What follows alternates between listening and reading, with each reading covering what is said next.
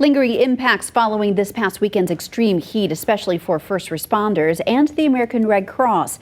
A number of residential fires had crews constantly heading out, going through a large amount of their resources and calling on extra volunteers. Western Mass News reporter Caroline Powers joins us live from the Chicopee Fire Department with more on the busy weekend. Caroline? Beth, as a number of local first responders were busy battling fires in Northampton, West Springfield, and Chicopee, people right there alongside them were volunteers with the American Red Cross, also braving the heat and humidity to keep everyone safe. Our volunteers had a very busy response weekend. As temperatures rose this past weekend, so did the number of calls for help at the American Red Cross of Western Massachusetts Dispatch Center. Our disaster action team was out at 2 fires at the same time on Saturday night.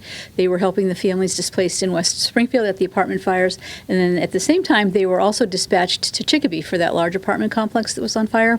So it was 2 separate teams in 2 different directions. The Red Cross tells Western Mass News that within a half hour Saturday night, their volunteers were called to 5 different fires statewide.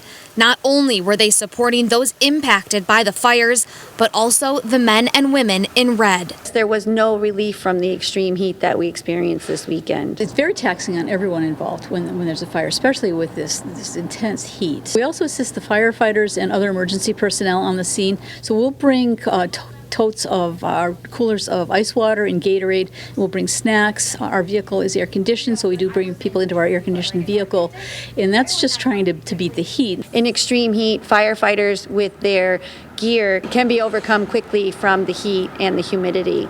So it is important to allow them time to hydrate, time to take off their gear and switch out responders. With 33 people being assisted in Chicopee and 4 more in West Springfield, the Red Cross says this past weekend proved the need for more volunteers and monetary donations for resources. We probably had about 12 altogether, 12, and we could have used more, but we take people's availability as they can give it to us. So that's why we're always looking for more volunteers. And we did just learn this afternoon that the fire at the apartment complex in Chicopee was electrical. That's the cause there, but the cause for the one in West Springfield is still under investigation. Live in Chicopee, I'm Caroline Powers for Western Mass News.